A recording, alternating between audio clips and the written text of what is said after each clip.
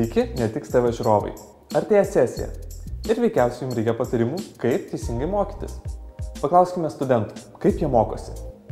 Atsisėdi prie knygų ir mokaisi.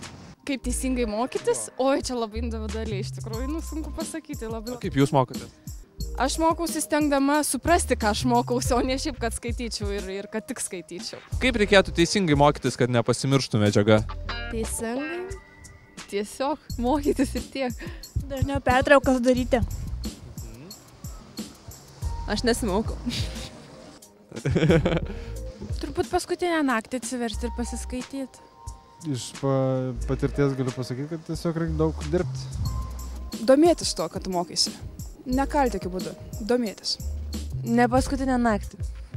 Tikriausiai. Studentų patarimai paprasti. Nesimokyti paskutinę naktį ir valgyti kuo daugiau šokolado. Paklauskime profesionalą, ką pasakys psichologė Genovaitė. Kaip reikėtų studentam artėjant sesijai teisingai mokytis? Na, pirmiausias dalykas, tai reikėtų susikurti tokią aplinką, kurioje yra lengviausia sukaupti dėmesį. Svarbu mokytis panašioje aplinkoje, kaip atsakinėsite. Jeigu jūs mokotės namie ant sofutės, šiltai valgydamas pyragėlį atsakinėsite šaltoje auditorijoje, nikioje, tai geriau mokytis kažkokiai panašioje auditorijoje vietoje, kad jums atėjus į auditoriją savaime iškiltų iš atminties tie dalykai. Dėl to žmonės, kurie mokėsi eidami į paskaitas, į seminarus ir įsiminė toje pačioje aplinkoje, kurioje atsakinės, jiems natūraliai iškyla ta informacija iš galvos. Vis dėlto reikia bandyti iš ryto atsikelt kaip įmanoma anksčiau, mokytis, o vakare visiškai užsimiršti. Ką jūs norit? Norite eikite į barą, į kiną, į pasimatymą, kur norit, bet kad tai būtų, tas mokslas išeitų jums iš galvos ir tai įtampa atsitolintų. Tai yra labai gerai, kai studentai mokosi poromis, po keletą. Kai jie gali vienas kitam papasakoti tą medžiagą, kurią išmoko. Dėl to, kad tada įsijungia auditorinis kanalas. Kai jūs girdite savo balsą, pas jūs įsirašo į girdimąją atmintį. Taip pat labai sveika paišyti visokias schemas, medžius, grafikus, išsigalvoti vėl nežino ką, bet svarbu susikurti kažkokį vaizdą, nes tada jūs įrašote vaizdinę atmintį. Dabar dar vienas labai svarbus dalykas yra emocijos.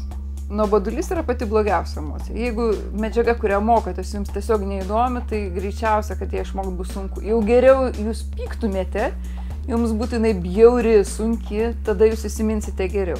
Pakartojimas. Jūs išmokote kažkiek tai bilietų, palikti laiko arba tos dienos gale, arba kitos dienos ryte, jūs peržiūrite, ką jūs atsimenate iš to, ką vakar išmokote. O koks turėtų būti poilsis? Poilsis turi būti kuo labiau atitraukiantis. Yra idealu, jeigu jūs visiškai užmirštate apie mokslą. O ypač svarbu tokį poilsį susiorganizuoti vakare. Geriausia, kad būtų taip. Kuo fiziškai aktyvesnis poilsis, kas tai? Tai gali būti sportas, tai gali būti seksas, kas nori ir plus emocinė iškrovė. Nes žmogus jaučiasi įsitempęs, užsispaudęs, toksai į save įspraudęs ir jiems reikia, kad jisai visiškai atsipalaiduotų ir iš ryto kaip naujas jaustųsi. Galbūt dar kažką turit palinkėti mūsų televizijos žiūrovams prieš sesiją? Na, palinkėčiau nesureikšminti egzaminų. Jaustis atsipalaidavus. Žmogus yra vertas ne vien dėl to, kad jis gauna gerus pažymius. Taigi, mėly netiks TV žiūrovai, linkime jums geros sesijos, sėkmingų mokslų ir iki susitikimo. Ate.